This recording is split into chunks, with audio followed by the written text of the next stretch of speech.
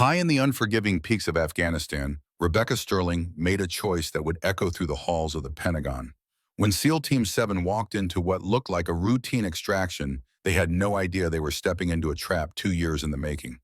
The woman watching through a scope 800 yards away had lost everything to betrayal once before. She wouldn't let it happen again. What followed was 72 hours of impossible shots, deadly revelations, and a conspiracy that reached the highest levels of American military command. This is the story of how one woman's refusal to follow orders saved 12 lives and exposed a truth worth killing for. Subscribe for more incredible military stories that prove honor still exists in the darkest places. I won't let them die like Jake did. Female sniper's impossible shot saves 12 SEALs from mountain betrayal. The wind carved through the Hindu Kush mountains like a blade searching for bone. At 14,000 feet above sea level, every breath burned with crystalline sharpness that reminded Rebecca Sterling why most people never chose to live at this altitude. She had been motionless for 11 hours carved into a hide. She had spent the previous night digging into the mountainside with nothing but a folding knife, and the kind of patience that came from understanding that survival often depended on becoming part of the landscape itself. Her ghillie suit blended seamlessly with the granite and dead grass that characterized this particular slope. From 400 yards away, she was invisible. From 40 yards away, she was still invisible. That was the point. Invisibility was the sniper's greatest weapon, more valuable than any scope or rifle or ballistic calculation. If they couldn't see you, they couldn't kill you. If they couldn't kill you, you could kill them. Rebecca's breathing maintained the rhythm she had perfected over 6 years of combat operations. 4 seconds in through her nose, 6 seconds out through slightly parted lips. The cadence of a heart at rest, the biological signature of someone in complete control. She had learned long ago that the body remembered what the mind sometimes forgot under stress. Calm was a choice. Control was a discipline. On a mountain in Afghanistan, both could mean the difference between mission success and a folded flag delivered to someone's parents. Through her scope, the compound below spread out like an architect's model. Buildings arranged in a loose square formation, vehicles parked with military precision men moving along paths they had walked hundreds of times before. To a casual observer, it looked routine, normal, safe. Rebecca saw something different. The compound had changed since her last observation cycle 12 hours ago.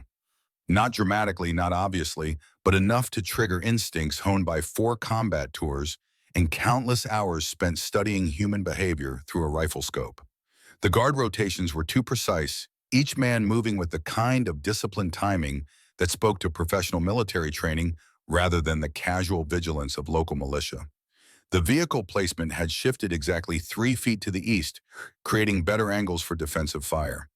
Most telling of all, the thermal signatures rising from the southern building didn't match the intelligence briefing she had studied for the past 72 hours. Small details.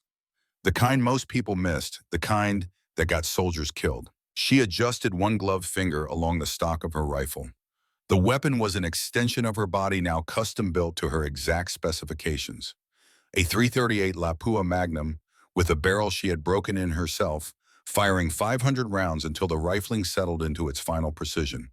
The scope had been calibrated to her eye, her breath, her heartbeat.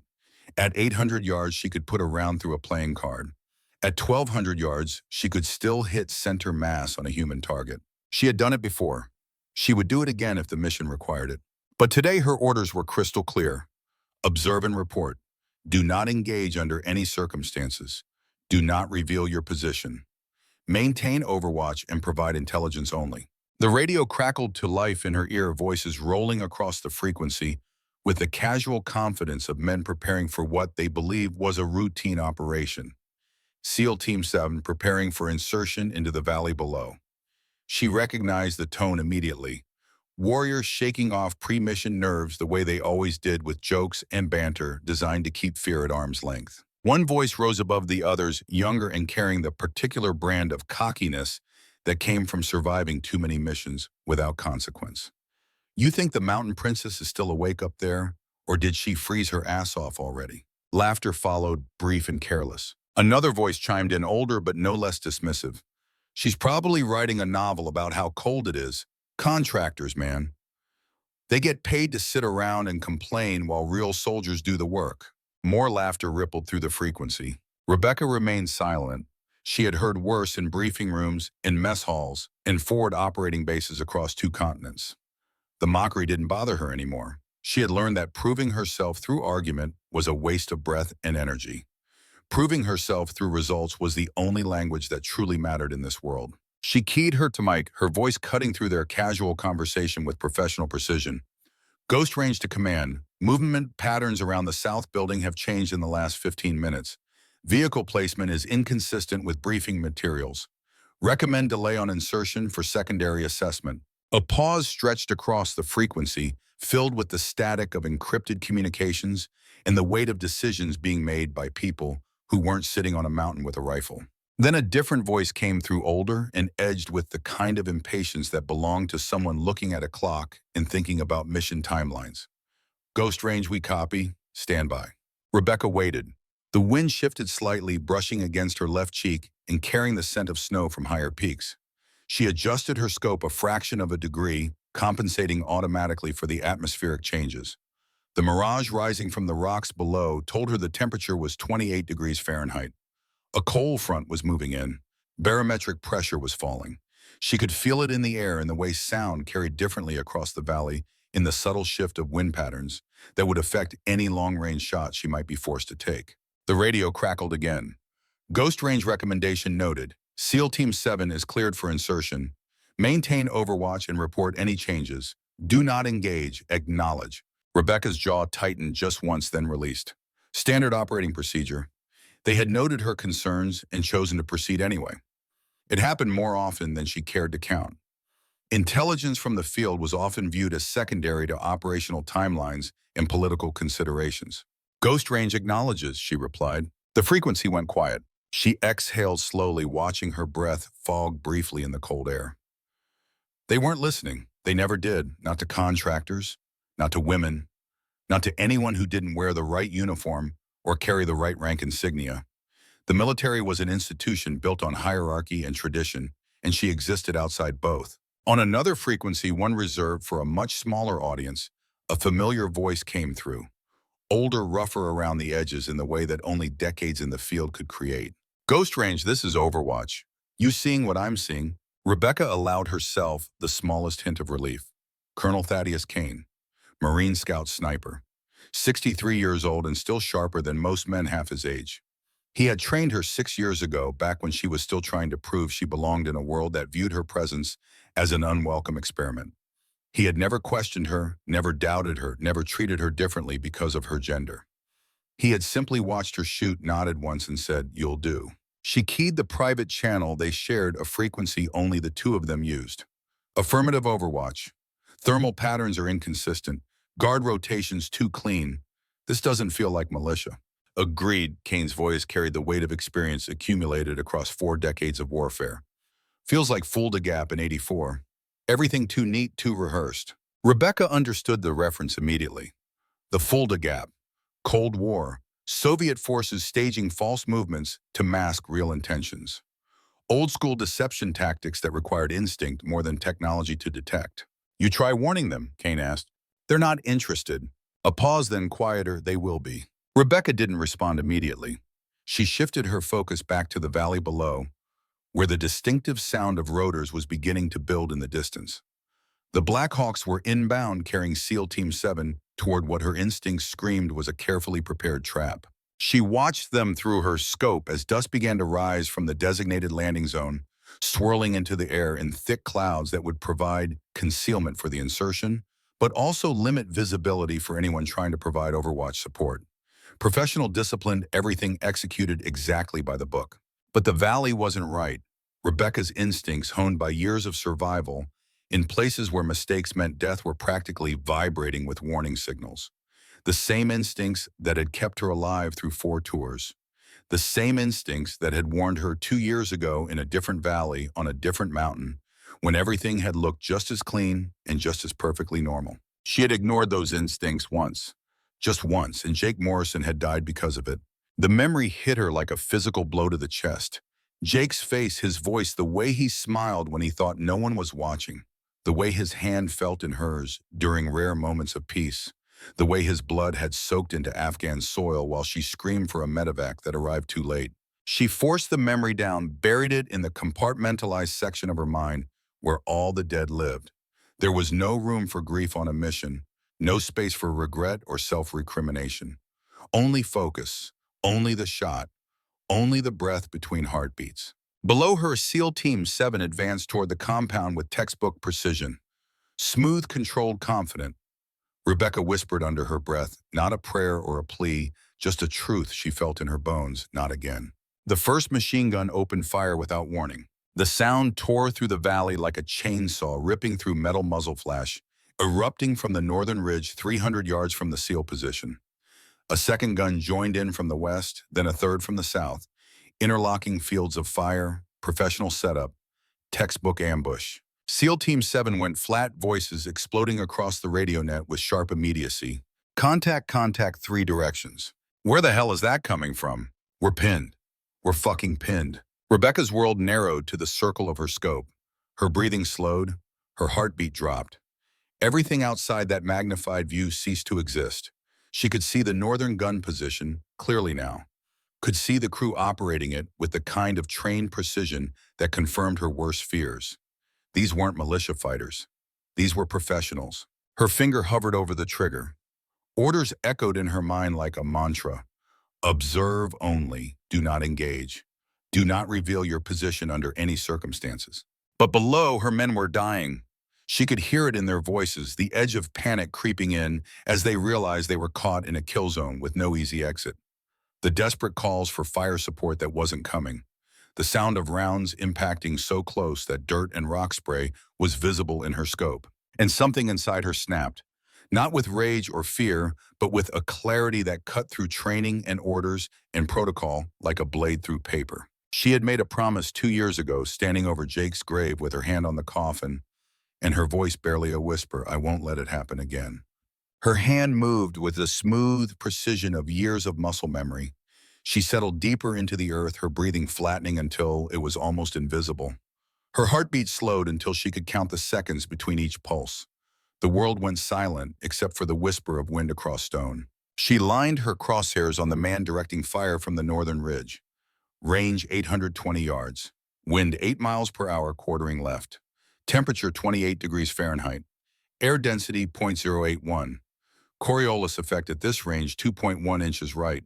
The calculations took less than a second.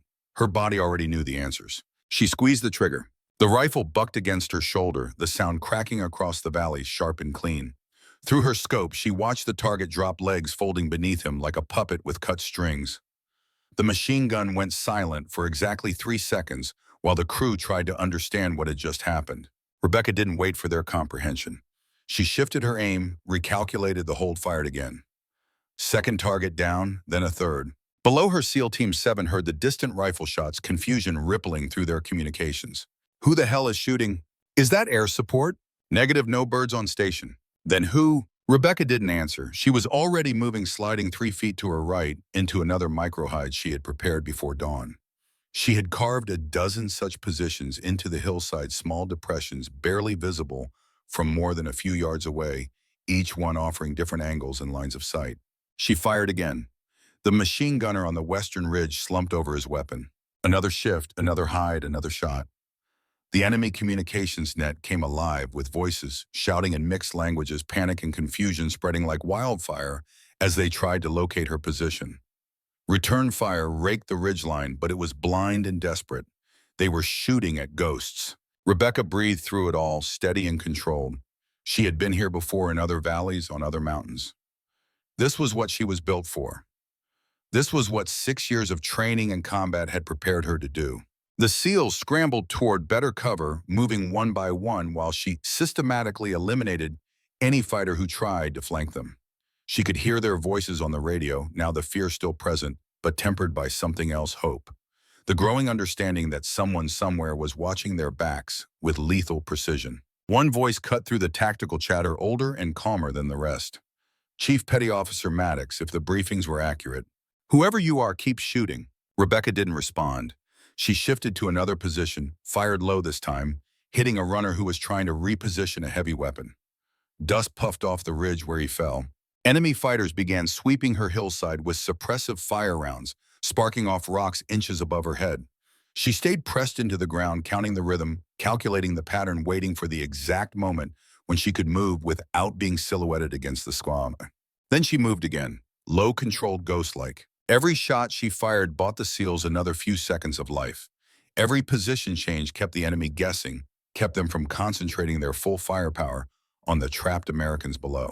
And then she heard it, a voice on the enemy frequency, clear and unmistakable. Pure American English, not broken or accented, but the kind of clean Midwestern accent that belonged in briefing rooms and officer clubs. Northridge, locate the shooter. Target is female high ground. Priority kill. Rebecca's blood went cold. They weren't just hunting SEAL Team 7. They were hunting her specifically.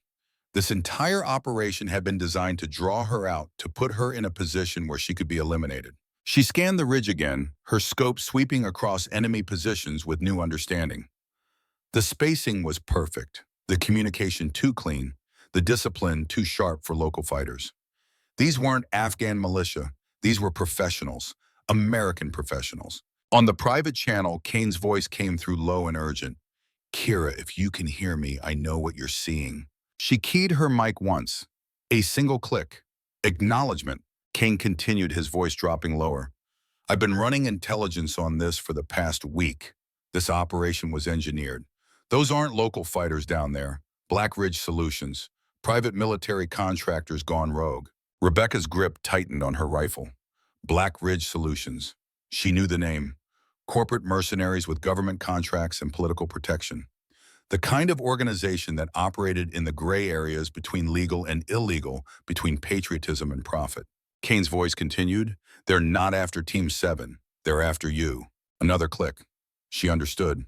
"Move when you can," Kane said. "They're sweeping your ridge systematically.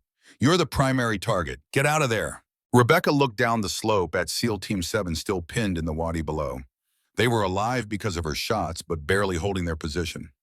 The enemy ring was tightening around her ridge, which meant she had minutes, maybe less, before they boxed her in completely. If she left now, the full enemy force would pivot and crash straight down onto the Americans below. The SEALs would be wiped out in under 5 minutes. She could save herself, or she could save them. Her breathing steadied, her heartbeat slowed. The choice wasn't really a choice at all. She had made a promise on a grave 2 years ago to a man who would never hear her voice again. Never again. Rebecca pressed one knee into the hard ground and settled deeper into the rocks. If they wanted her, they would have to come through her first, and the mountain was on her side. She shifted her rifle back toward the valley. The enemy's sweep was tightening, but they were making a crucial mistake. They were so focused on finding her that they had left gaps in their coverage of the SEALs below. Small windows, brief opportunities. Rebecca took advantage of every single one. She dropped a climber trying to scale the northern rock face, then a spotter adjusting coordinates for mortar fire, then a squad leader directing his men into position. Each shot was clean, precise. No wasted ammunition, no second rounds needed. On the SEAL net, the voices were changing. The panic was still there, but something else had taken root. Respect. The dawning realization that whoever was up on that mountain was keeping them alive through sheer skill and determination. Lieutenant Cole Stratton, the cocky one who had joked about the mountain princess, came over the net, breathless. "Whoever that is, they just saved my life twice." Chief Maddox responded, his voice tight with concentration. "Then let's not waste it. Move to that wadi 30 yards north. Go." The team moved. Rebecca covered them, dropping one fighter who tried to cut them off with a shot at 940 yards. The man dropped before his finger reached the trigger. Stratton's voice came through again, quieter this time. "Jesus Christ, did you see that shot?" "I saw it," Maddox said. "Now move." Rebecca allowed herself a single breath of satisfaction. They were learning. Learning to trust the invisible hand that kept reaching down from the mountain to pull them out of the fire. But the enemy was learning too. The sweep tightened. She could see them now, moving with purpose. A dozen fighters climbing her ridge from 3 different angles, coordinated and professional, closing the noose. She shifted hides again, fired twice, dropped 2 climbers. But for everyone, she eliminated 2 more appeared. Her ammunition was running low. Her shoulder ached from the constant recoil, and the wound she hadn't even noticed taking was beginning to make itself known with sharp jolts of pain. The radio crackled. Kane's voice, "Rebecca, you need to move now. They're 3 minutes from your position." She keyed her mic. "Negative, SEAL still pinned." "God damn it, Rebecca, I'm not losing you too. I need your eyes on that entrance." A pause. "Copy, but Rebecca, this is a setup. The whole operation. They knew you'd be here. They planned this." Rebecca's mind raced. A setup. Targeting her specifically, but why? The answer came like a punch to the gut. 2 years ago, the ambush that killed Jake. She had been there. She had seen the things. Equipment that didn't belong. Technology that wasn't in the briefing. She had asked questions afterward, written reports pushed for answers. And then the reports had disappeared. The questions had been dismissed. And she had been quietly moved to a different unit. Someone had been covering something up. And now they were trying to erase the witness. Her hands tightened on her rifle, not with fear, but with rage. Cold, controlled rage. The kind that sharpened focus instead of clouding it. They wanted her dead. They were going to be disappointed. She slid backward out of her hide, moving in a crouch along the ridgeline. The enemy fighters were close now. Close enough that she could hear their boots on rock. Close enough that she could hear their breathing. She reached a narrow draw that angled down toward the valley. It was steep, exposed, a nightmare run under fire. But it was the only way to reach the SEALs. Rebecca took one breath, then she sprinted. The world exploded around her. Gunfire erupted from the 3 positions simultaneously. Rounds cracked past her head, her shoulders, her legs. One bullet tore through the ghillie netting on her back, close enough to tug the fabric.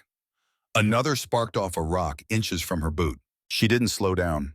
Her legs pumped, her lungs burned cold air. Her boots scraped against loose shale, sending rocks tumbling down the slope ahead of her. She weaved between outcrops, using terrain the way a boxer uses movement, never staying on a predictable line, never giving them a clean shot. A machine gun opened up from her left. She felt the pressure wave of rounds passing close enough to move air against her skin. She dove behind a boulder roll, came up running. 50 yards to go. A fighter appeared on her right rifle coming up. She didn't break stride, drew her sidearm mid-run, fired twice center mass. The man dropped. 30 yards.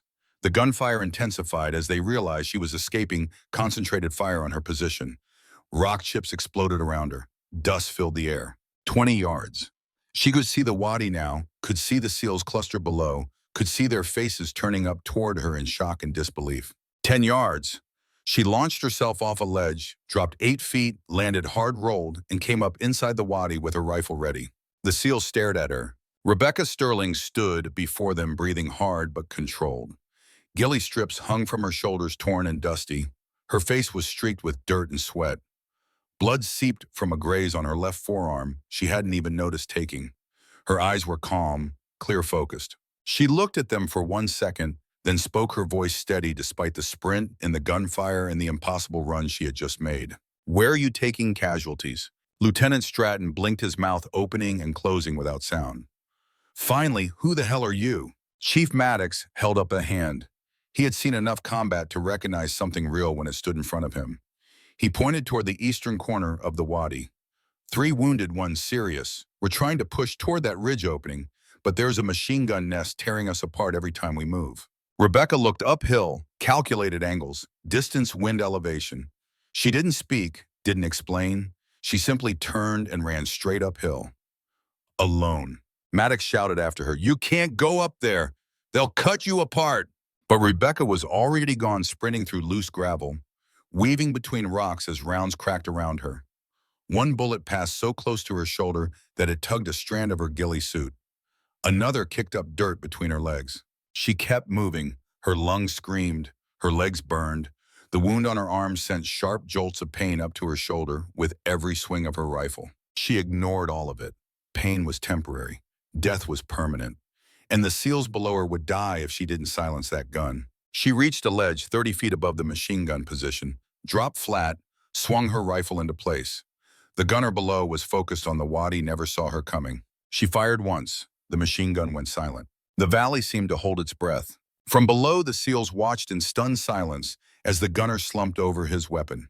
Clean, immediate, perfect. Rebecca stood for a moment on the ledge, a dark silhouette against the Afghan sky. Then she turned and jogged back down the slope with the same calm she might show after a morning run. She dropped back into the wadi and knelt beside the nearest SEAL without a word. The whispers started immediately. That was her. Did you see that run she made? That shot, like it was nothing. Who is she? Rebecca ignored them. She pointed toward the northern ridgeline. There's a ravine 300 yards north. The Serpent's Cut. Tight funnel only one way in. If we can reach it, you'll have defensible ground. Maddox studied her face, something in her eyes, something in the way she carried herself.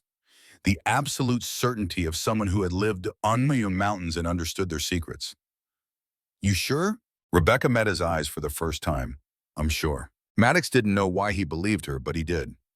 Move out, he barked to his team. As SEAL Team 7 advanced, Rebecca floated along their flank. She didn't stay with them, didn't walk in formation. She ghosted through the rocks and draws appearing and disappearing like smoke. And every time she appeared, someone died. A climber sneaking up the eastern rock face dead. A spotter lining up coordinates for mortar fire dead. An enemy fighter drawing a bead on a wounded operator who couldn't move fast enough dead. She barely spoke, only pointed or whispered directions when absolutely necessary. But every time she fired, someone lived. Every time she moved, the team moved with more confidence. They were starting to understand. Somewhere above them, another rifle cracked. Different cadence, different rhythm. Colonel Kane had joined the fight, his rounds coming from a higher ridge with old-school Marine precision. The dual presence of two unseen shooters carved holes in the enemy, advanced breaking angles, scattering formations, forcing fighters to duck behind rocks instead of pressing forward. Stratton realized at first, we've got two of them up there. Whoever they are, they're keeping us alive. Maddox's voice was grim. Then let's not waste the gift. Keep moving. But the pressure never eased. The enemy force was larger than any of them had expected. Better equipped, better trained. They weren't resisting anymore. They were hunting. Every 100 yards brought another burst of fire. Ammunition dropped faster than anyone wanted to count. One operator was being carried by two others, his legs soaked in blood. Another stumbled dizzy from a graze that had creased his skull. Rebecca kept shooting, kept moving, kept breathing through the pain, building in her shoulder from the earlier descent. Her face stayed calm even as rounds sparked around her boots or tore chunks from the rocks beside her head. She had been here before. In other valleys, other wars. The fear was always there, but fear was just chemistry. Adrenaline, cortisol. Biological responses that could be managed, controlled, channeled into focus. Jake had taught her that. Jake, who had held her hand during her first firefight and whispered, "Fear means you're alive. Use it." Jake, who had died because she hadn't trusted her instincts. Jake, who she would never fail again. The ground shifted beneath them. The terrain narrowed. Walls began rising on both sides. The mouth of the ravine opened ahead like a dark throat carved into the earth. The Serpent's Cut. Rebecca had seen it hours earlier. Through her scope, had studied its angles and approaches, had known exactly how it could be used. One way in, one way out. A defender's dream, an attacker's nightmare. Maddox took one look and nodded. Set positions. Get the wounded inside. SEAL Team 7 spilled into the ravine, scrambling to establish firing lines. Rebecca climbed halfway up the ravine wall, finding a natural ledge that gave her a clean angle back toward the entrance. Enemy fighters appeared on the ridge behind them, racing to cut off the team before they could dig in. Kane's fire clipped 3 before they could set up weapons. Rebecca dropped another pair before they got within 50 yards. But for every fighter they eliminated, more seemed to appear, shadows spilling across the rocks with ruthless purpose. Kane's voice crackled faintly in her headset, strained but steady. "Rebecca, keep them moving. You're almost there." She didn't answer. Her body was already bracing for the next wave. Ammunition low, team wounded, enemy tightening. They had made it into the Serpent's Cut, but the real fight had only just begun. And somewhere out there, moving through the enemy formation with the confidence of a man who believed the outcome was already decided, came the one person Rebecca had never expected to see again. The one person whose face would change everything. The formation of enemy fighters shifted, creating a lane, making space for someone moving through the center. Rebecca's scope tracked the movement. Professional, organized, like watching a military honor guard part for a commanding officer. The man who stepped forward wasn't rushing, wasn't shouting. He moved with calm authority, the kind that came from decades of command. Broad shoulders, squared stance, confident head up, like he owned every inch of ground beneath his boots. Rebecca's scope caught his face, and the world stopped. Nathan Cross. The breath left her lungs. Not in fear, in recognition. In the terrible clarity of a truth she had suspected, but never wanted to believe. She knew that face, had trusted that face, had watched that face smile at Jake's jokes and nod at his observations and shake his hand at the end of every mission. Jake's team leader, his mentor, his friend. The man who had written the after-action report that blamed Jake for poor judgment. The man who had stood at Jake's memorial with cold eyes and left before the service was over. The man who had disappeared 6 months later without a word. And now he was here, leading the enemy, hunting her. Lieutenant Stratton had positioned himself below her ledge, firing between rocks. He glanced up and caught the change in her expression, the way her jaw tightened, the way her breathing shifted for just a moment. "You know him," Stratton said quietly. Not a question, a statement. Rebecca didn't deny it, didn't need to. The truth hung between them like smoke. Down in the ravine, Maddox reloaded behind a boulder, sweat streaking through the dust on his forehead. He had been watching Rebecca long enough now. The impossible shots, the calm under fire, the way she read terrain like a map she had memorized years ago. He whispered it before he even realized the words had slipped out. "She's not just a contractor." At that exact moment, Kane's voice came through the radio, not shouting, not stressed, just with that same steady tone he had used on firing ranges long before this day existed. "SEAL Team 7, listen up. Sergeant Rebecca Sterling is the best long-range shooter I have ever trained, and I've trained a lot of them." The words dropped into the ravine like a stone thrown into still water. Every SEAL froze. Stratton stared at Rebecca as if seeing her for the first time. Maddox lifted his head with slow understanding. Even the wounded turned their faces toward the ledge, where she lay poised behind her rifle, calm as carved stone. All the whispers, all the doubts, all the assumptions fell away in a single breath. The valley went quiet, not from lack of gunfire, but from the shift inside the men who finally understood who had been saving them. Shot after shot, hide after hide, hour after hour. Respect didn't need an announcement. It arrived in silence. And on the ledge above them, Rebecca Sterling steadied her rifle on the rock and centered her crosshairs on Nathan Cross's chest. Her finger moved to the trigger, the wind shifted. And part one ended with a question hanging in the cold Afghan air. What happens when the person you trusted most becomes the person you have to kill? The ravine narrowed into a twisting throat of stone. Walls rose high on both sides until the sky became nothing more than a thin strip of pale light above them. SEAL Team 7 moved with disciplined urgency, dragging wounded deeper inside, placing claymores in tight bends, stacking ammunition where hands could reach it fast. Boots scraped against rock. Breath came sharp and controlled. No one wasted words. Rebecca climbed higher on the ravine wall, bracing her back against rough stone. Blood had soaked through the makeshift wrap on her left forearm, sticky and warm against her skin. She pressed it once, testing in the pain, then ignored it completely. Pain wasn't her concern. The entrance to the Serpent's Cut was. That was where the avalanche was coming from. Kane's first shot cracked through the canyon, echoing off stone walls like a whip crack. Rebecca fired half a second later, her rhythm syncing with his, the way it had 6 years ago on training ranges, when he had taught her to read wind through grass movement and mirage shimmer. Then the enemy answered. Shouts, gunfire, boots pounding across rock. The first wave spilled into the ravine mouth like floodwater finding a crack in a dam. Rifles up firing wild bursts as they tried to force their way through the narrow opening. Discipline held them together even as bullets from above began dropping them. Rebecca took 2 immediately. Center mass, clean kills, no wasted rounds. Kane dropped a third from his higher position. The SEALs detonated the first claymore. The explosion lit the cut with a white flash that slapped against the walls and rolled back on itself. Dust and smoke billowed past Rebecca's ledge like fog rolling in from the ocean.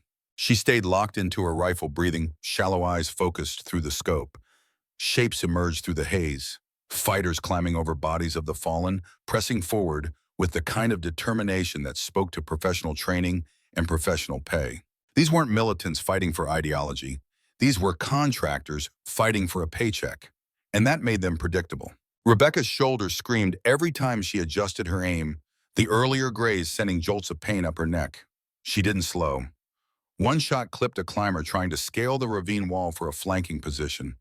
Another dropped a man dragging a machine gun toward a covered position near the mouth. The ground trembled with every detonation, every burst of automatic fire. Rock dust filled the air until breathing required deliberate effort. A round caught Rebecca across the upper shoulder as she tracked a runner moving between cover points. Not the graze from before. This was clean contact. The impact slammed her back against stone. Her vision flashed white. Her rifle slipped in her grip. Pain exploded through her shoulder like someone had driven a railroad spike through the joint. Stratton shouted from below, "You're hit! Get down here!" Rebecca pushed her palm against the rock wall. Her hand came away bloody. She looked at it for 1 second, then wiped it on her pants and forced the rifle back into position against her good shoulder. The movement sent fresh waves of agony through her body. She bit down hard, tasting copper, and steadied her breathing. "I'm fine," she said. Her voice barely rose above a whisper, but the conviction in it was unmistakable. If she let herself fall now, the line would buckle. The team didn't need another casualty being dragged to the back. They needed her eyes on that entrance. They needed every shot she could still make. Kane's voice crackled in her ear. "Stay with me, Rebecca." She keyed her mic once. Acknowledgement. No words needed. The enemy pushed again. More organized this time. More coordinated. Squad-level tactics executed with precision. Bounding overwatch. Suppressive fire. Movement undercover. These men knew what they were doing. Rebecca fired as fast as her training allowed. Kane mirrored her cadence from above. SEAL rifles thundered below. Brass bounced off stone in metallic rain. The sound was deafening, compressed by the ravine walls until it became a physical force. But the waves kept coming. The attackers didn't break, didn't retreat. They surged forward with the persistence of a tide that knew the rocks would eventually wear down. And then through the smoke and dust and chaos, Nathan Cross stepped into view. He moved up the slope with controlled aggression, his voice cutting through the gunfire like a blade through silk. Sharp, clear, commanding. "Left flank, suppress that ledge, second squad move on my mark." Fighters shifted instantly. The entire kill zone reorganized itself around his words. This wasn't a man giving suggestions. This was a man orchestrating violence with the casual expertise of a conductor leading a symphony. Rebecca centered her scope on him, but Cross wasn't still. He paced between cover points, gesturing, directing, moving with the kind of tactical awareness that came from decades in the field. Every time she had a shot, something blocked her angle. A rock, a fighter moving into her line, smoke drifting at exactly the wrong moment. Every time the smoke cleared, he had already moved. Her heartbeat stayed steady. She waited. Patience was the sniper's greatest weapon. Rush the shot and you miss. Miss and you die. Or worse, someone else dies because you weren't good enough. Kane fired at Cross first. The round cracked past his head, missing by inches. Cross didn't even flinch, just shifted position and kept barking orders. Rebecca let her rifle sway with her breathing. Small movements, natural rhythm. Fighting the motion created tension. Tension created shake. She had learned long ago to become part of the weapon instead of controlling it. Cross stepped onto a boulder to shout another command. The smoke thinned just enough for her to see his full silhouette against the darker rock behind him. Her crosshairs swept past him, then back. She felt the rhythm of her breath, the pulse in her neck, the exact moment when everything aligned. She squeezed the trigger. The rifle bucked. Through the scope, she saw Cross jerk backward. His legs folded underneath him.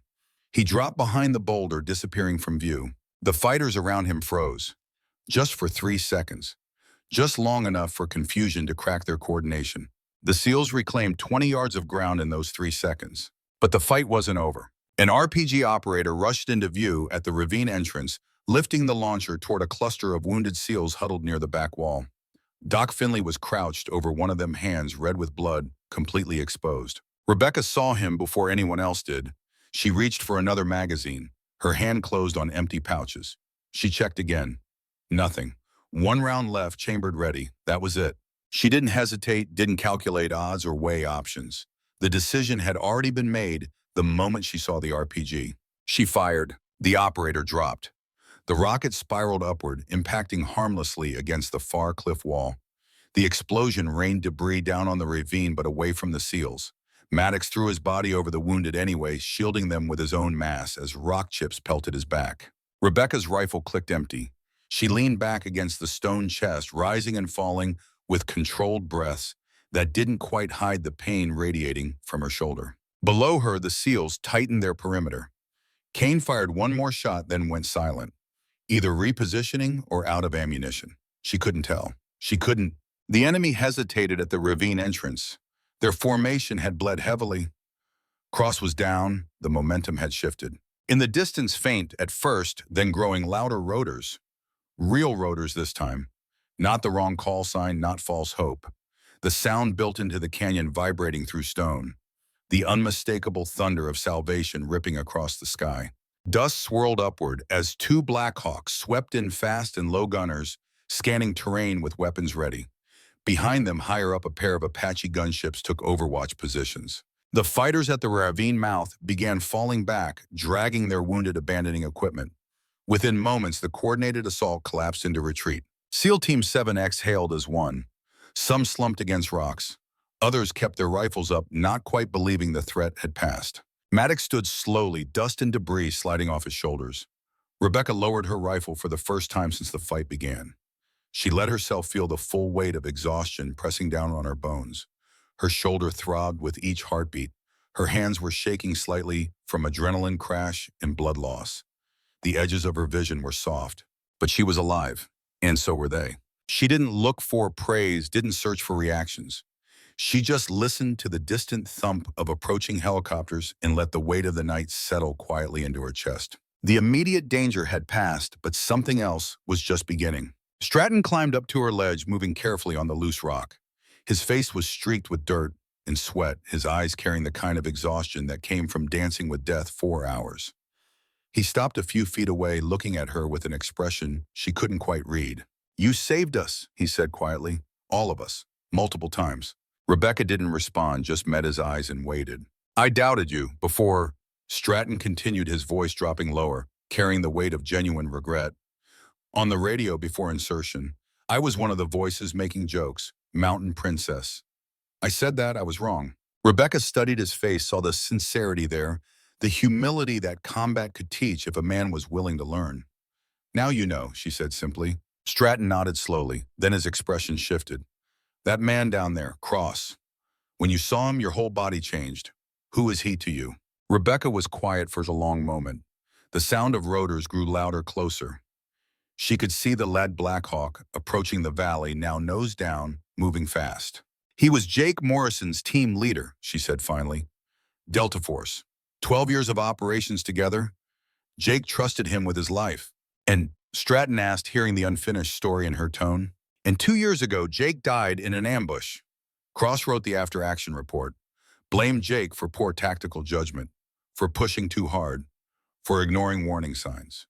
She paused, her jaw tightening. 6 months later, Cross disappeared, left the army, vanished. Stratton was quiet, processing. "You think he set up the ambush that killed Jake?" "I know he did." Rebecca's voice carried absolute certainty. "I just didn't have proof until today." Below them, Maddox was organizing the wounded for evacuation. His voice carried up the ravine wall, calm and professional, despite everything they had just survived. "Team, listen up. First bird is for critical wounds. Second bird for walking wounded in gear. We move in 60 seconds. Stay sharp until we're airborne." Evan Holt, the young SEAL, Rebecca had shielded during the movement to the ravine, looked up toward her ledge. His leg was wrapped in blood-soaked bandages, but he was alive, conscious. He caught her eye and nodded once. A warrior's acknowledgement. No words needed. Rebecca returned the nod. Kane's voice came through on their private channel. "Rebecca, you still breathing up there?" "Affirmative." "Good, because we need to talk about what just happened and what's about to happen." "Copy." "Cross isn't dead. I saw him move after your shot. Body armor caught it. He's wounded but mobile." Rebecca absorbed this information without reaction. Part of her had known. The shot placement had been good, but not perfect.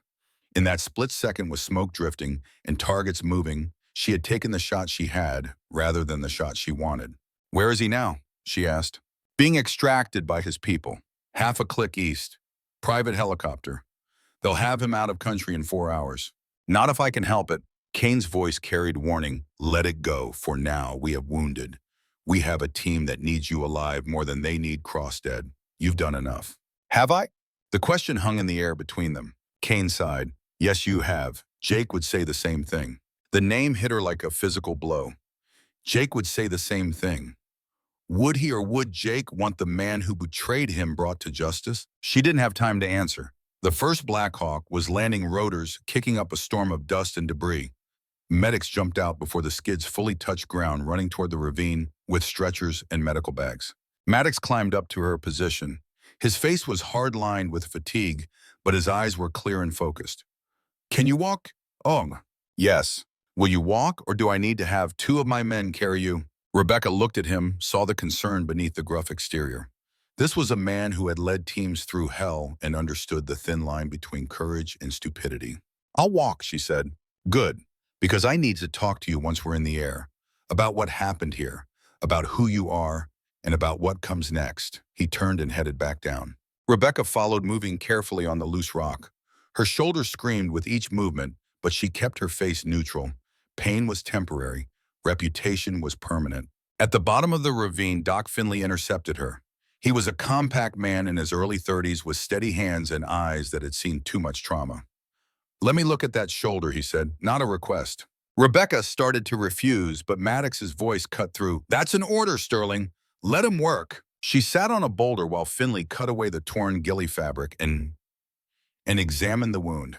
His fingers were gentle but thorough, probing the entry and exit points. Through and through, he said. Missed the bone, missed the major vessels. You got lucky. Doesn't feel lucky, Rebecca said. It is, trust me. He packed the wound with gauze and wrapped it tight. You need surgery, proper surgery, not field medicine.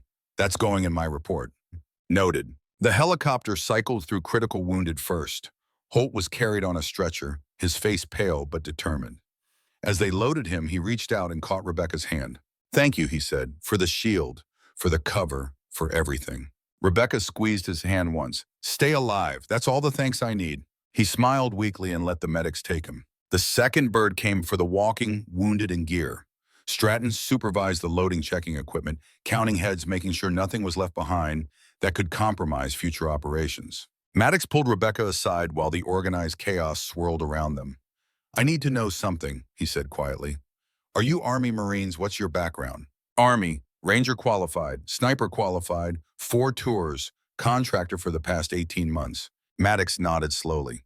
And that performance up there, that's standard for you. That's what I'm trained to do. No. Maddox shook his head.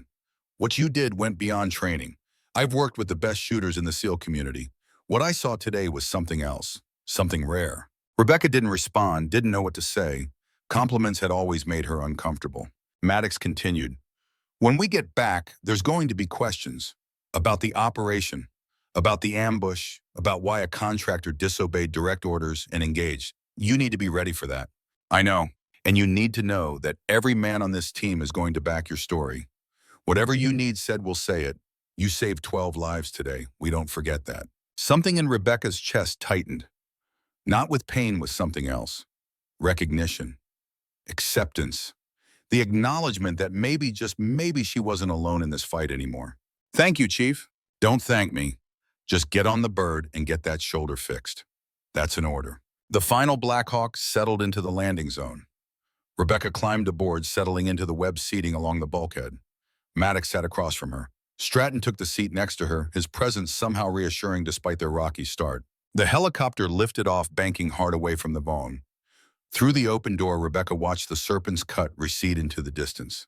Smoke still rose from various points where the battle had raged.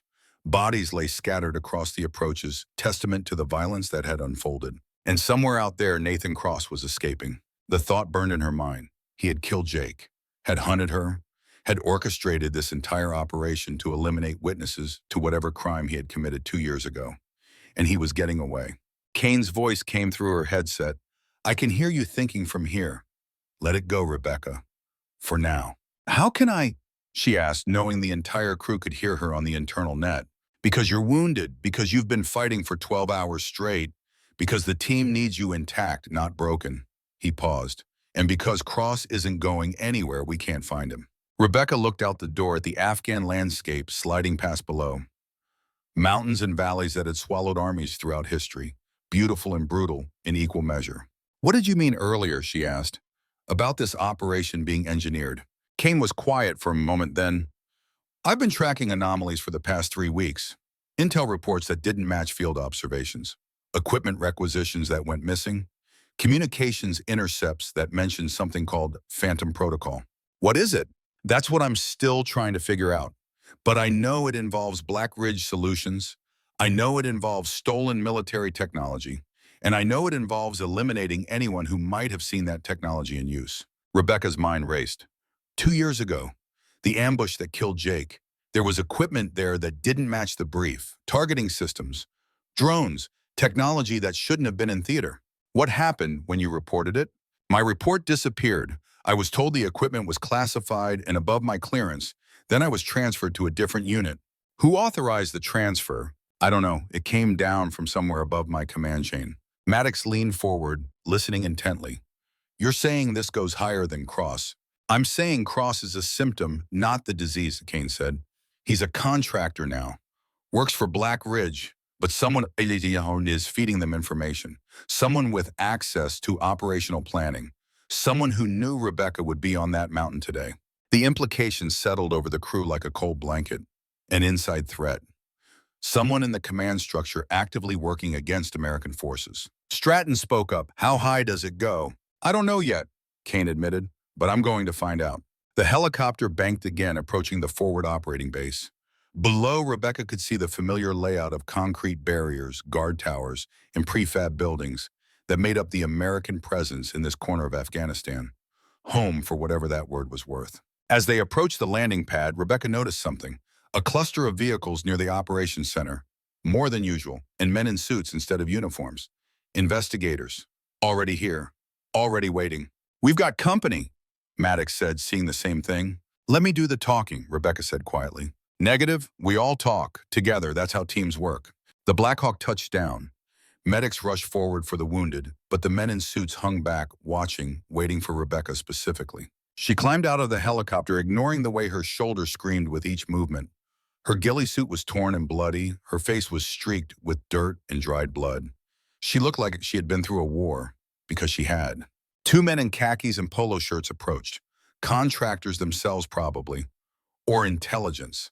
The kind of men who fought wars with paperwork instead of rifles. Sergeant Sterling, the older one asked. He was in his 50s with gray hair and the kind of tan that came from years in desert postings. Yes, I'm Anderson. This is Brooks. We need to debrief you about what happened today. I need medical attention first. We have medics standing by, but we need your account while it's fresh. Maddox stepped up beside her. She needs surgery, not a conversation. Anderson's eyes shifted to Maddox, cold and assessing. And you are Chief Petty Officer Boone Maddox, SEAL Team 7. And I'm telling you that this woman saved my entire team today. She's wounded, she's exhausted, and she's earned the right to see a doctor before she sees an investigator. This is a sensitive situation, Chief. We have protocols. So do I, and mine says my people get medical care before they get interrogated. The two men stared at each other, a test of wills playing out on the tarmac, while helicopters cycled around them and wounded were loaded into ambulances. Finally, Anderson stepped back. Fine, but we'll need to talk soon. She's not going anywhere, Maddox said. They watched the investigators walk away. Stratton let out a long breath. This is going to get complicated. It already is, Rebecca replied. Doc Finley appeared with a stretcher crew. Your chariot awaits. I can walk. You can also pass out from blood loss. Which would you prefer? Rebecca looked at the stretcher, then at the medical tent 50 yards away, then back at Finley. Pride warred with pragmatism. Pragmatism won. Fine. They loaded her onto the stretcher. As they carried her toward the medical tent, she caught sight of Kane standing near the operations center. He was older, grayer than when she had last seen him in person, but his eyes were the same. Sharp. Missing nothing. He nodded once, a promise. This isn't over. She nodded back, agreement. Inside the medical tent, surgeons prepped her for the operating room.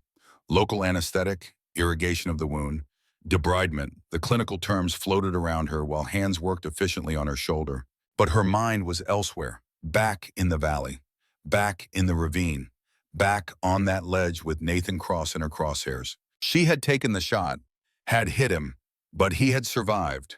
And somewhere right now, he was being evacuated out of country back to whatever hole Black Ridge operated from.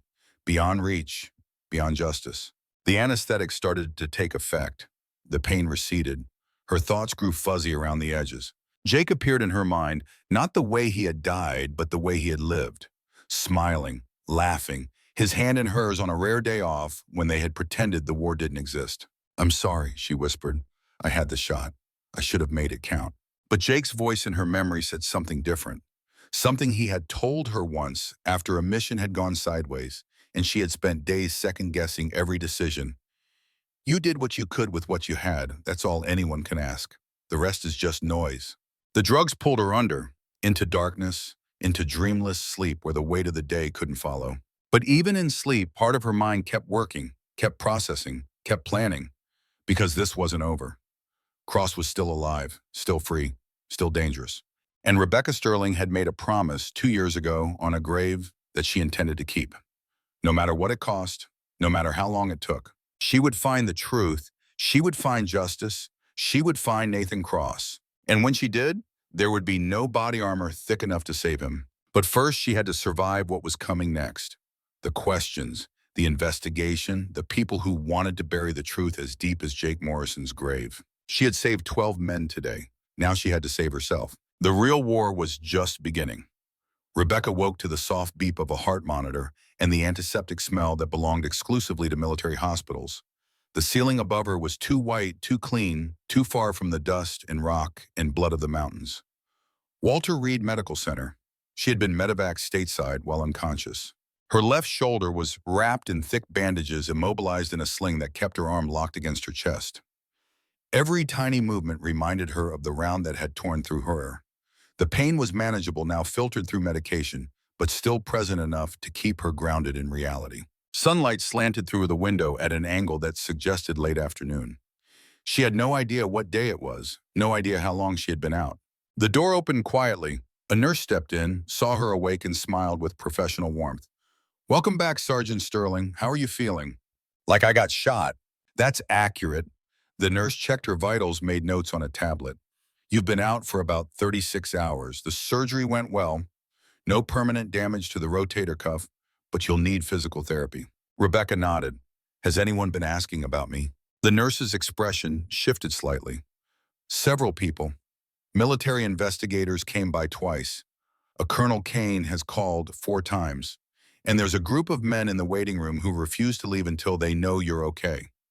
SEALs, I think. They're very polite, but very stubborn." Despite everything, Rebecca felt something close to a smile tug at her mouth. "That sounds about right. I'll let them know you're awake, but the investigators asked to be notified immediately when you regain consciousness. Let the SEALs in first." The nurse hesitated. The investigators were very clear about their priority. "So am I." They locked eyes for a moment. Then the nurse nodded. "I'll give you 15 minutes before I make the call." "Thank you." 10 minutes later, Chief Maddox, Lieutenant Stratton, and Doc Finley filed into her room. They looked cleaner than the last time she had seen them, showered and rested, but their eyes still carried the weight of what they had survived together. Maddox pulled a chair close to her bed and sat down heavily. "You look terrible." "You should see the other guy." "We did, on satellite imagery. Cross made it to a Black Ridge extraction point. Private helicopter flew him to Pakistan. Trail goes cold after that." Rebecca's jaw tightened. "He's gone." "For now," Stratton said. He stood near the window and arms crossed. "But Kane's team is tracking him. They've got resources you don't know about." "What kind of resources?" Maddox leaned forward. "The kind that can make contractors disappear if they become inconvenient." Cross stepped in something big, bigger than just killing your partner. "The Pentagon's paying attention now." Doc Finley spoke from where he leaned against the wall. "How's the shoulder really?" "Hurts." "Good. Means the nerves are intact. You'll have full range of motion back in 6 to 8 weeks if you do the therapy right. If you push too hard too fast, you'll make it worse." "Noted." The door opened again. 2 men in civilian clothes entered without knocking. The same investigators from the airfield. Anderson and Brooks. Their expressions were professionally neutral, but Rebecca could read the tension in their shoulders. "Gentlemen, we need the room," Anderson said. Maddox didn't move. "We're not going anywhere. This is a classified debriefing. You don't have clearance. I have 12 men who are alive because of her. That's all the clearance I need." Brooks stepped forward, his voice harder. "Chief, you're interfering with an official investigation. Don't make this difficult." Stratton moved away from the window, positioning himself between the investigators and Rebecca's bed. His body language spoke volumes, protective, ready, the kind of stance that said violence was an option if necessary. The room went quiet, tense, a standoff playing out in a hospital room over a wounded woman's bed. Rebecca spoke, her voice cutting through the tension. "It's okay, let them ask their questions." Maddox looked at her. "You sure?" "I am. But you don't leave the building." "Understood." "Understood." He stood and nodded to the investigators. "Let his team out. but his eyes carried a clear message. We're right outside. Anything happens, we come back in. The door closed. Anderson pulled out a small recording device and set it on the bedside table. This conversation is being recorded. For the record, please state your name and rank. Rebecca Sterling, Sergeant, former Army Ranger, current contractor with Aegis Solutions. Thank you. Now let's talk about what happened 3 days ago in the Coast Province. For the next hour, they walked through every detail: the initial observation post, the warning she had given, the order to observe only, the decision to engage despite direct commands. Anderson's questions were sharp, precise, designed to find inconsistencies or admissions of wrongdoing. Brooks took notes, occasionally interjecting with follow-up questions that probed at her decision-making process. So you knowingly violated a direct order from command, Anderson said. Not a question, a statement. I did. Why? Because SEAL Team 7 was going to die if I didn't. That wasn't your call to make. It was the only call I could make. Rebecca met his eyes steadily. I was the only one in position to help them, the only one who could see what was happening. If I had followed orders, 12 Americans would be dead right now. Brooks leaned back in his chair. You understand that contractors don't have the authority to overrule military command decisions. I understand that my job is to observe and report.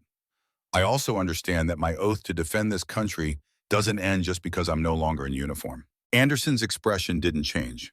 Noble sentiment, but it doesn't address the chain of command issues or the fact that you potentially compromised your position and endangered the mission by engaging. The mission was already compromised. The ambush was pre-planned. The enemy force included American contractors working for Black Ridge Solutions. This wasn't a random attack. It was a targeted operation. That's a serious allegation. It's the truth. I have audio recordings of American voices on the enemy net. Colonel Kane has the same recordings. The fighters were using professional tactics, professional equipment, and professional coordination. That doesn't happen with local militias. Brooks exchanged a look with Anderson. Something passed between them, a decision made silently.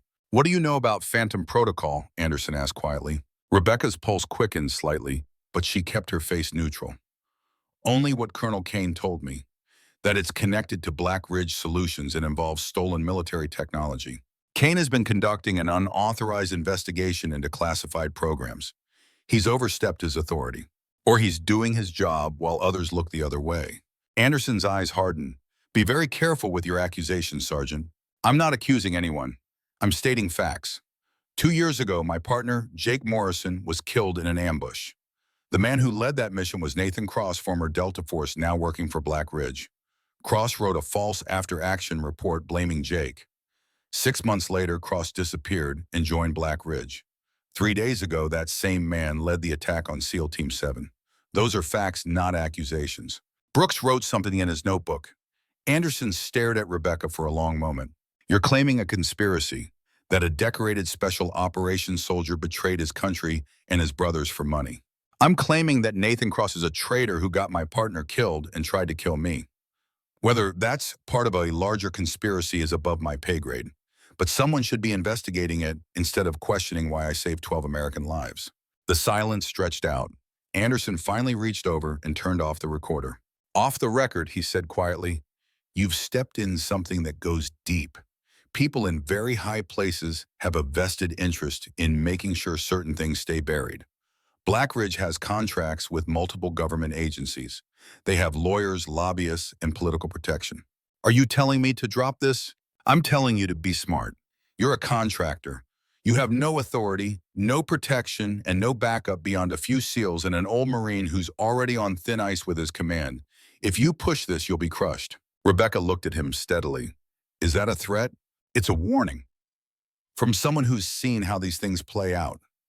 Anderson stood pocketing the recorder. For what it's worth, I believe you. I think Cross is dirty. I think there's something rotten in Black Ridge. But belief doesn't mean anything without proof. And proof gets people killed. He walked to the door, then paused. Your actions saved lives. That counts for something.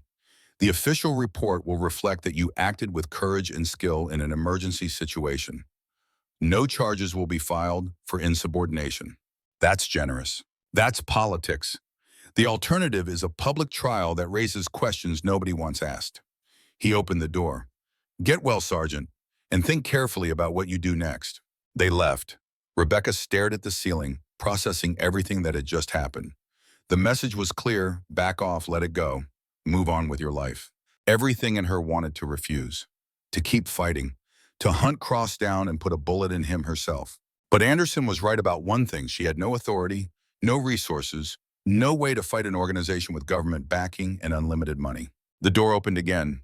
Colonel Kane stepped in, closing it quietly behind him. He looked older in the fluorescent light, tired, but his eyes were sharp as ever. "You heard all that?" Rebecca asked. "Every word. I was in the hallway." He pulled the chair close and sat with a grunt. "Anderson's not wrong. This goes high. But he's also not telling you everything." "What do you mean?" "I've been digging for 3 weeks. Phantom Protocol isn't just about stolen technology.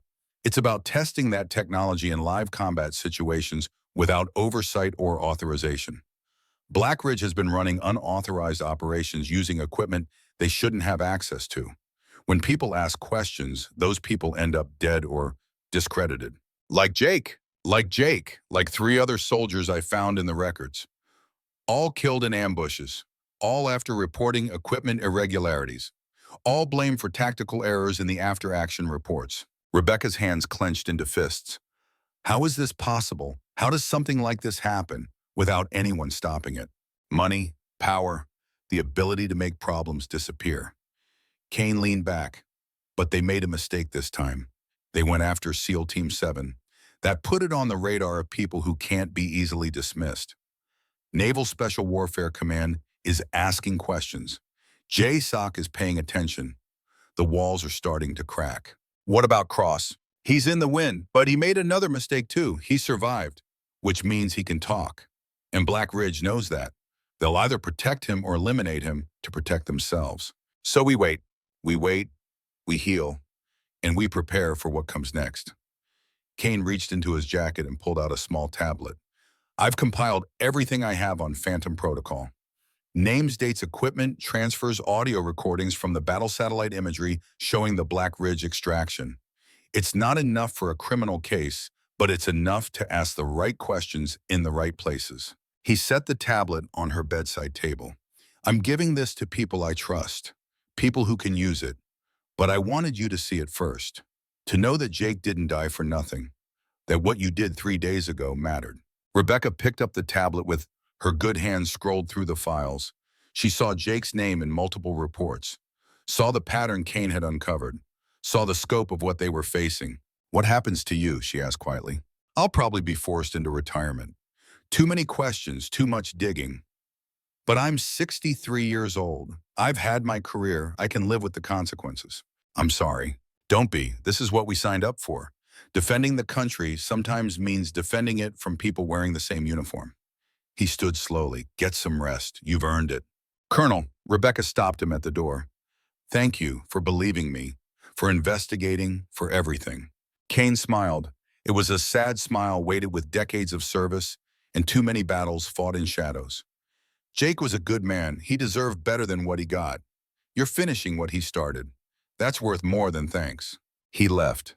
Rebecca was alone again with her thoughts and the tablet full of evidence that might or might not be enough to bring down the people responsible for Jake's death. 3 days passed in a blur of physical therapy, medical evaluations, and visits from SEAL Team 7. They came individually and in groups, always bringing coffee or food or terrible jokes designed to make her laugh despite the pain. Maddox brought news from the teams. "Word's gotten around about what you did. You've got an open invitation to work with any SEAL team that deploys. They're calling you Ghost Range, the woman who saves people from the mountain." Stratton brought books and sat quietly reading while she did therapy. He didn't talk much, but his presence was oddly comforting. A silent acknowledgement that some bonds were forged in fire and didn't need constant maintenance. Evan Holt came on crutches, his legs still healing. "I'm putting in for sniper school," he told her. "Because of you, because of what I saw you do. I want to learn that, to be that good." "It takes years," Rebecca warned him. "I've got years." His young face was serious, determined. "Will you teach me if I make it through the school?" Rebecca looked at him, saw herself at that age, full of certainty and fire and belief that skill could overcome anything. Time and blood had taught her different lessons, but the core truth remained: skill mattered. Excellence mattered. Being good enough to save lives when everything went wrong. If you make it through the school, she said carefully, we'll talk. His smile could have lit up the room. On the seventh day, Rebecca was cleared for discharge. Her shoulder was healing well, the physical therapy was progressing on schedule, and the doctor saw no reason to keep her hospitalized any longer. Kane picked her up in a rental car. They drove in silence through Virginia traffic, the late autumn sun slanting through bare trees. Finally, he spoke. I have a proposal for you. I'm listening. I'm starting a new training program, teaching special operations personnel to trust their judgment over command decisions when those decisions are wrong. How to identify when intel is compromised. How to survive when the mission goes sideways. Real-world skills that don't always make it into the official curriculum. Sounds like a good way to make enemies. It is, but after what happened, I have support from people who matter. JSOC wants it. SOCOM wants it. They're tired of losing good people to bad information.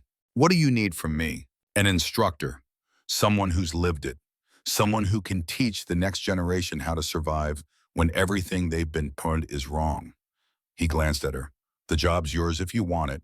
You can work in the field or work in the classroom or both. Your choice. No one makes decisions for you anymore. Rebecca was quiet for a long time. Teaching meant stepping back from operations, stepping away from the hunt for Cross, accepting that some justice might never come. But it also meant preventing the next Jake, the next ambush, the next soldier who died because someone in command ignored warning signs or deliberately sent people into danger. Can I think about it? She asked. Take all the time you need. He dropped her at a small apartment in Alexandria that had been arranged through the contractor network. Temporary housing while she figured out her next steps. She climbed the stairs slowly, shoulder aching, and unlocked the door to find the space empty except for basic furniture and a few boxes of her personal belongings shipped from her previous posting. She sat on the couch and stared at the blank walls. This was her life now. Civilian, contractor, woman without a country or a uniform or a clear purpose. Her phone buzzed. A text from an unknown number. You're making waves. People are nervous. Watch your back. She deleted it. Then another came through. Cross is in Morocco, staying at a Black Ridge safe house in Casablanca. Thought you'd want to know. This one she didn't delete. She stared at it for a long time. Someone was feeding her information. Someone who wanted her to go after Cross. The question was why? To help her get justice or to put her in a position where she could be eliminated. A third text arrived, this one from Kane. Don't do anything stupid. You're not healed enough. She almost smiled. The old man knew her too well. But the information sat in her phone like a lit fuse. Cross was 3,000 miles away. Vulnerable. Exposed. One well-placed shot could end this. Her shoulder throbbed. Her body wasn't ready. Her mind knew it. But her heart wanted revenge with an intensity that bordered on physical pain. She stood and walked to the window, watched traffic move through the streets below. Normal people living normal lives. Going to work, coming home to families, worrying about bills and relationships and mundane problems that seemed impossibly distant from the world she inhabited. Jake had wanted that life, had talked about it sometimes late at night when they thought they might survive long enough to see it. A house somewhere quiet, maybe a dog, definitely a garden where things grew instead of died. She had promised him they would have that someday, when the deployments ended and the wars were over, and they could finally stop running toward danger. But someday never came. And now Jake was dead and she was standing in an empty apartment with a loaded gun on her hip and information about the man who killed him burning in her phone. Her fingers moved before her mind fully decided. She called Kane. He answered on the first ring. Tell me you're not booking a flight to Morocco. I'm not booking a flight to Morocco. Good. Because that would be the stupidest thing you've ever done. And I've seen you do some pretty stupid things. I know, She trailed off, couldn't find the words. I know, Kane said gently, but revenge isn't justice, and getting yourself killed doesn't honor Jake's memory. Then what does? Teaching the next generation, making sure they don't fall into the same traps, passing on what you've learned through blood and pain so someone else doesn't have to learn it the same way. He paused. That's legacy, Rebecca. That's what lasts. She closed her eyes. When does it stop hurting? It doesn't. You just learn to carry it better. They sat in silence on the phone for a while. Finally, Kane spoke again. There's a range outside Quantico. I'm going to be there tomorrow afternoon running some new trainees through their paces. If you wanted to stop by, just to watch, no pressure. What time? 1400 hours. I'll think about it. Good. Get some rest, Rebecca. You've earned it. He hung up. Rebecca stood at the window until the sun set and the city lights came on like stars falling to earth. The next afternoon, she drove to the range. Her shoulder was stiff, wrapped in a support brace under her jacket. She couldn't shoot yet, wouldn't be able to for weeks, but she could watch. The range was tucked away in the woods, a long rifle facility with targets set at various distances. Kane stood behind a line of 5 shooters, all young, all focused, all trying to hit steel at 800 yards. He saw her approaching and nodded. Didn't make a big deal of her presence, just acknowledged it and went back to coaching. She sat on a bench and watched, listened to him explain wind reading through grass movement, through mirage shimmer, through the feel of air on skin, not relying on electronic gadgets but on senses honed by experience. One shooter, a young woman with her hair pulled back tight, was struggling, missing consistently to the right, getting frustrated with herself. Kane walked over to Rebecca. Want to help her? I can't shoot. You can talk? Rebecca stood slowly and walked over to the struggling shooter. The woman looked up, saw her, and recognition flickered across her face. You're Ghost Range, she said quietly. The one who saved the SEAL team. I'm Rebecca Sterling, Rebecca corrected gently. And you're fighting the wind instead of reading it. I am reading it. No, you're measuring it with your instruments and calculating the correction. That's not the same thing, Rebecca pointed at the grass downrange. Watch how it moves. See the pattern? It's not consistent. It's gusting. Your calculations are based on average wind speed, but your bullet is flying through gusts. The woman looked downrange. Really looked this time. Wait for the lull, Rebecca said. Between gusts. When the grass settles, that's your window. The woman settled behind her rifle. Waited. Breathed.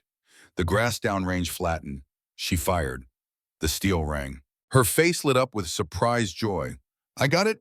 Now do it 9 more times. Over the next hour, Rebecca worked with each shooter, offering small corrections, pointing out things they were missing, teaching them to trust their eyes and instincts over technology. She didn't mention Jake, didn't talk about the mountains or the battles or the cost of the knowledge she was sharing. She just taught, passed forward what she had learned, helped young shooters become better versions of themselves. When the session ended, Kane walked over. You're good at this. I don't know, maybe. I do know. I've been doing this for 40 years. You have a gift for it. He paused. The job's still open if you want it. Rebecca looked out at the range, at the targets downrange, at the young shooters packing up their gear with the satisfaction of people who had learned something real. Can I give you an answer next week? Take a month. Take 2. The offer doesn't have an expiration date. That night, Rebecca drove to Arlington National Cemetery. She hadn't been back since the funeral. Couldn't face it, but now she needed to. Jake's grave was in Section 60, where the wars of the past 2 decades had carved out a new neighborhood of white headstones. She found his marker easily, had the location memorized without trying. She sat on the grass beside it. The evening was cold, the sky that particular shade of blue that comes just before dark. I found him, she said quietly.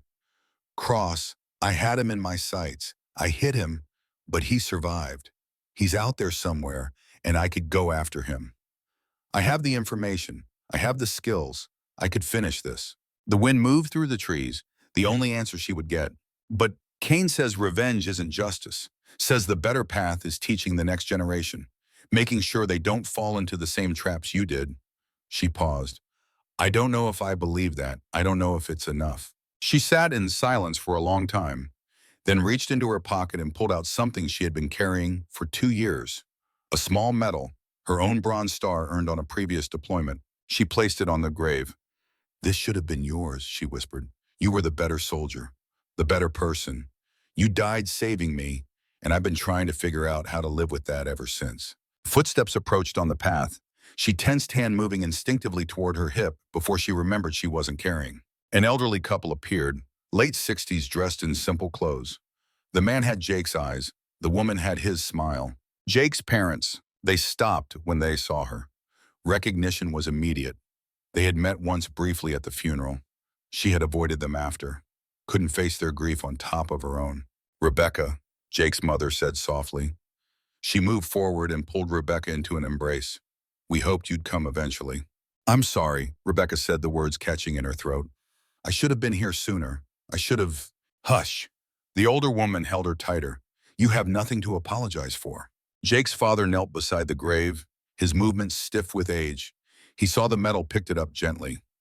"This is yours," he said. "It should be his. He wouldn't want you to give up your accomplishments for him." The old man's voice was rough with emotion. "He loved you. He was so proud of you. He told us about your shooting, about how you were the best he'd ever seen." Rebecca couldn't speak. Tears blurred her vision. Jake's mother sat beside her on the grass. "We know what happened. The real story. Colonel Kane told us about Cross, about the betrayal, about what you did 3 days ago, saving those men. I should have saved Jake. You couldn't have. None of us could have." The older woman took her hand. "But you kept fighting. That's what he would have wanted, what he did want. He made me promise, at his last leave, made me promise that if anything happened to him, we'd make sure you kept going, kept living, kept using that gift you have." "I don't know how." "You do." Jake's father stood slowly. "We read about what happened, about you saving 12 men. That's how you honor him, by saving others, by being the person he believed you were." They sat together as darkness fell. Three people connected by love and loss and the memory of a man who had been better than the world deserved. Finally, Jake's father spoke. "There's a new class of female snipers starting at Fort Benning next month. They're looking for instructors, someone who's lived it, someone who can teach them how to survive." "How do you know about that?" "Colonel Kane called us, asked if we'd be okay with him offering you the position. We told him yes, enthusiastically yes." Rebecca looked between them. "You want me to do this?" Jake's mother squeezed her hand. "We want you to live.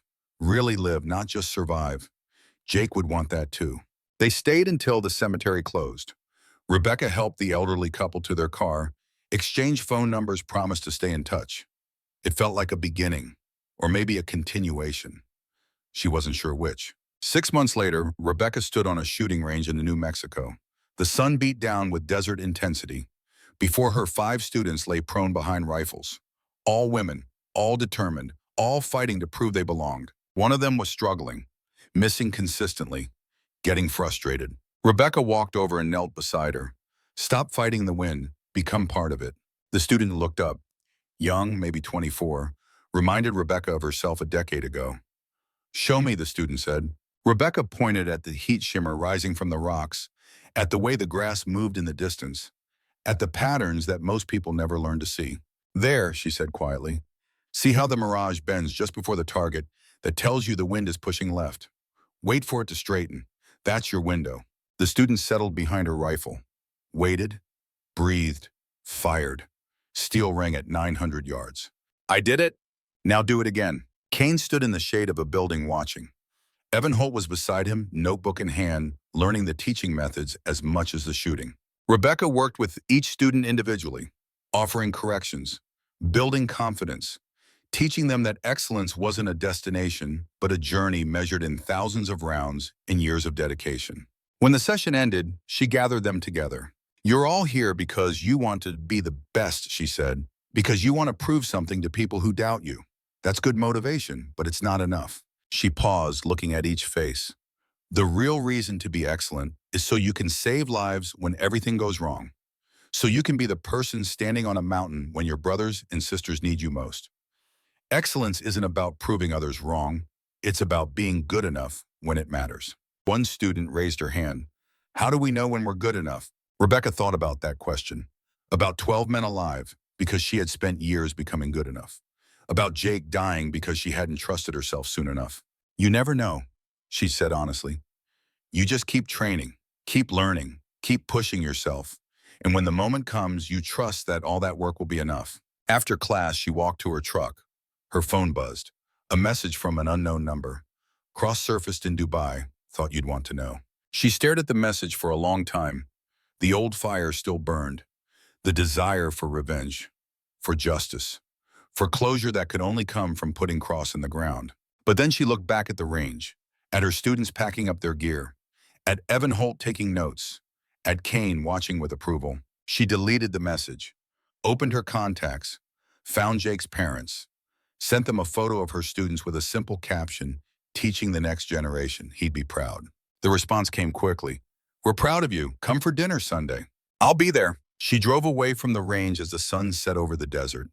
In her rearview mirror, she could see the mountains in the distance, beautiful and brutal in equal measure. She had lived on mountains, had killed on mountains, had nearly died on mountains. But she didn't belong there anymore.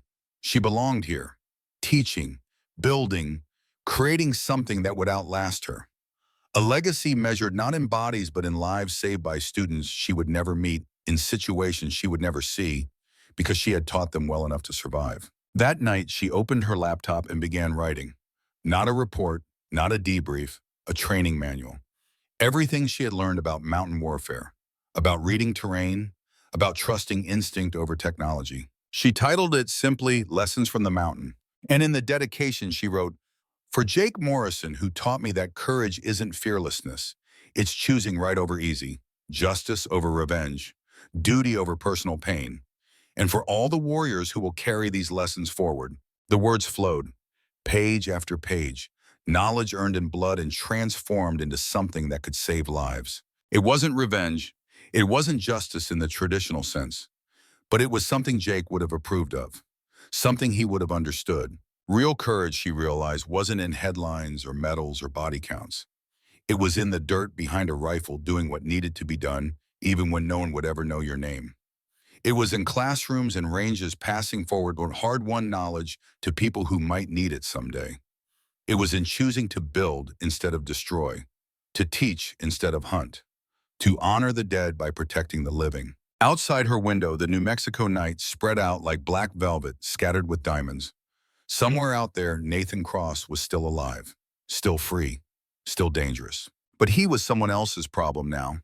Rebecca Sterling had made her choice, and for the first time in 2 years, she felt something close to peace. The last round had been fired. Not at an enemy, but at the darkness inside herself that wanted revenge more than redemption.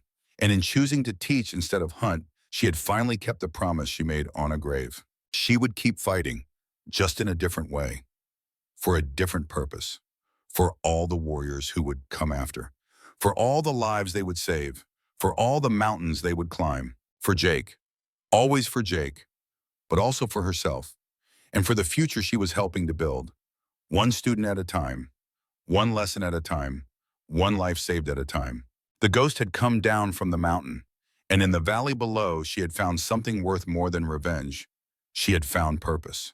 3 years later, the ceremony at Fort Benning was small, private, the kind the military holds for people who matter but whose work can never be fully public. Rebecca stood in dress uniform, shoulder-heeled, watching as the first graduating class of the Advanced Sniper program received their certifications.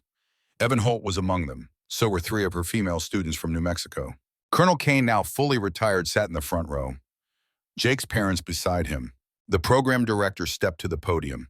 This course exists because Sergeant Rebecca Sterling proved that trusting your instincts can save lives, that excellence matters, that one person in the right place can change everything. He paused. 12 men are alive today because she refused to follow bad orders. Hundreds more will live because she chose to teach instead of... He didn't finish, didn't need to. After the ceremony, Rebecca walked alone to the range. The sun was setting, painting the sky in shades of orange and red that reminded her of another sunset in another desert 2 years ago. Her phone buzzed, the unknown number. Cross arrested in Manila, extradited to U.S. Trial begins next month, thought you'd want to know. She stared at the message. Justice, real justice, not revenge, not a bullet in the dark. A trial, testimony, truth. She typed one word, good. Then she deleted the message thread, pocketed her phone, and walked to her truck, where Evan Holt was waiting, eager to talk about his first assignment. In her rearview mirror, as she drove away, she could see the mountains in the distance. She had lived on mountains, had killed on mountains, had nearly died on mountains. But the most important shot she ever took wasn't fired from a mountain. It was fired from a classroom, from a training range, from the decision to build instead of destroy.